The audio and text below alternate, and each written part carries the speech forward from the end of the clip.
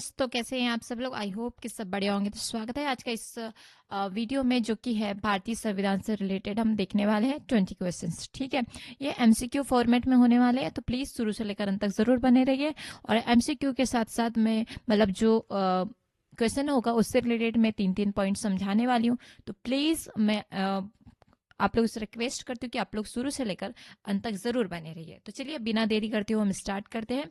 और देख लीजिए, पहले तो इस टाइप के क्वेश्चंस आज देखने को हमें मिलेंगे। ठीक है, इस पूरे मतलब जैसे कि भारतीय संविधान कब लागू हुआ, ये सारी चीजें आज इस वीडियो के माध्यम से हम देखने वाले हैं। तो चलिए बिना देरी करते हुए हम स्टार्ट करते हैं।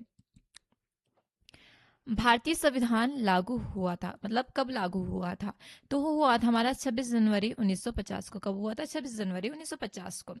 संविधान 26 नवंबर 1949 को अपनाया गया था। ये याद रखिए, जो 26 नवंबर 1949 था उसमें संविधान को अपनाया गया, और 26 जनवरी 1950 को ये लागू किया गया था। ठीक है, इस दिन भारत गणराज्य बना। कब बना?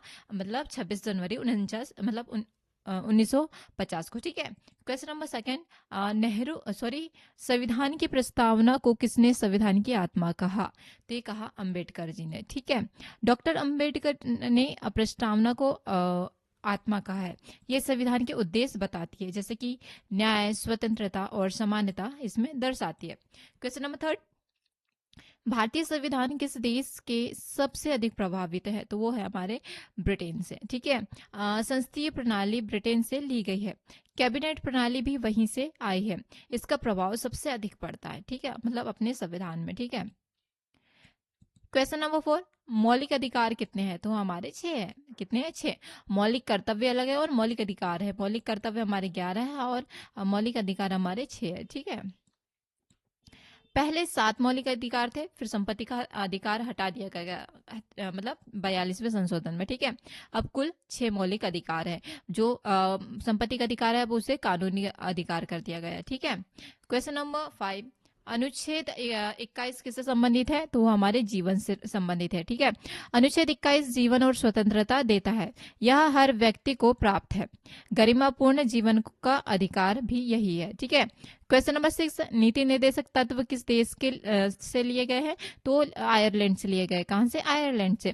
डीपीएसपी आयरलैंड से लिए गए हैं। ये राज्य के लिए मार्गदर्शक है। ठीक है, न्यायालय में लागू नहीं होते। कहाँ नहीं होते? न्यायालय में ये लागू नहीं होते हैं।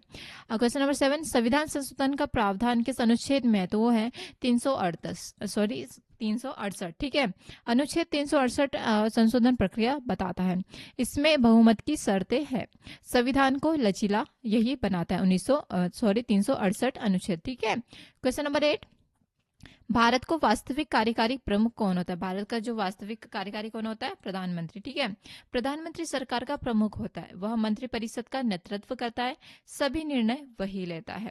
क्वेश्चन नंबर 9, राष्ट्रपति शासन किस अनुच्छेद में है? तो वो हमारे 356 में। ठीक है, मतलब अनुच्छेद 356 राष्ट्रपति शासन से जुड़ा हुआ है। राज्य में संवैधानिक संकट पर लगता है, राज्य सरकार भंग हो जाती है। ठीक है, क्वेश्चन नंबर 10, सुप्रीम कोर्ट का मुख्य कार्य क्या है? तो वो है हमारा संविधान की रक्षा करना। किस का काम है ये? सुप्रीम कोर्ट का। ठीक है, सुप्रीम कोर्ट संविधान का संरक्षक है। यह मौलिक अधिकारों की रक्षा करता है। असंवैधानिक कानून को भी यही रद्द करता है। ठीक है, क्वेश्चन नंबर 11, लोकसभा का कार्यकाल कितने वर्ष का होता है? तो ये होता है 5 वर्ष का। ठीक है, लोकसभा का कार्यकाल 5 वर्ष का होता है। इसे पहले भंग किया जा सकता है, आपातकाल में बढ़ भी सकता है। ठीक है, क्वेश्चन नंबर 12, राज्यसभा क्यों स्थायी सदन है? क्योंकि ये भंग नहीं होती है। ठीक है, राज्यसभा कभी भंग नहीं होती है। हर 2 साल में 1/3 सदस्य बदलते रहते हैं। स्थायी सदन, इसीलिए इसे स्थायी सदन कहते हैं। ठीक है, क्वेश्चन नंबर 13, चुनाव आयोग का उल्लेख किस अनुच्छेद में है? तो वो है 324। किसमें? 324। अनुच्छेद 324 चुनाव आयोग से जुड़ा है।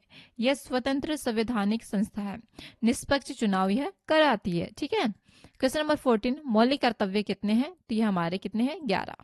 इससे पहले हमने देखे थे मौलिक अधिकार, तो मौलिक अधिकार हमारे 6 है और मौलिक कर्तव्य हमारे 11 है। ठीक है, पहले 10 मौलिक कर्तव्य थे, 86वें संशोधन में एक जोड़ा गया, अब कुल कितने हैं? 11 है। ठीक है।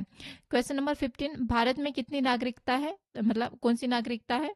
तो हमारी है एकल नागरिकता। कौन सी है? एकल नागरिकता। ठीक है। भारत में एकल नागरिकता है, राज्य नागरिकता नहीं है।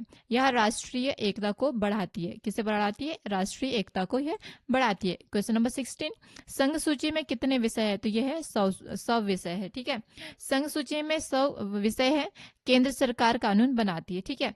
रक्षा विदेश नीति शामिल है इसमें। ठीक है। क्वेश्चन नंबर 17, वित्तीय आपातकाल किस अनुच्छेद में है? तो वो है अनुच्छेद नंबर 360। ठीक है। अनुच्छेद 360 वित्तीय आपातकाल है, अब तक कभी लागू नहीं हुआ है, वित्तीय संकट में लगाया जाता है। ठीक है। क्वेश्चन नंबर 18, पंचायती राज किस संशोधन से आया है? तो हमारे ऑप्शन नंबर सी 73वां संशोधन से आया है। ठीक है। 73वां संशोधन पंचायती राज से जुड़ा हुआ है। ठीक है। ग्रामीण स्वशासन मजबूत होता है, त्रिस्तरीय स्वास्थ्य इसमें बनाए रखते हैं। ठीक है। क्वेश्चन नंबर 19, नगर निकाय किस संशोधन से जुड़े हैं? तो हमारे 74वां संशोधन से जुड़ा हुआ है। ठीक है। 74वां संशोधन शहरी शासन से जुड़ा हुआ है। ठीक है। नगर पालिका को यह मान्यता मिली है, शहरी लोकतंत्र मजबूत होता है। क्वेश्चन नंबर 20, भारतीय संविधान सबसे लंबा क्यों है? क्योंकि ये विस्तृत विषय है, क्योंकि इसमें 100 विषय है। ठीक है, फैला हुआ है। ठीक है। भारत में विविधता को शामिल किया गया है, केंद्र राज्य संबंध विस्तार से लिखे गए हैं, इसलिए संविधान सबसे लंबा है और लिखित संविधान है। इसमें कुल टोटल कितने विषय है? तो 100 विषय है। और ये कौन से मतलब किस टाइप का विषय, मतलब सबसे लंबा विषय क्यों है? तो ये क्योंकि ये विस्तृत विषय है। ठीक है। तो ये हो गया आज के हमारे संविधान से रिलेटेड 20 क्वेश्चंस MCQ फॉर्मेट में। तो चलिए आज की वीडियो हम यहीं समाप्त करते हैं, मिलते हैं नेक्स्ट वीडियो में। तब तक के लिए थैंक यू सो मच। जय हिंद, जय भारत।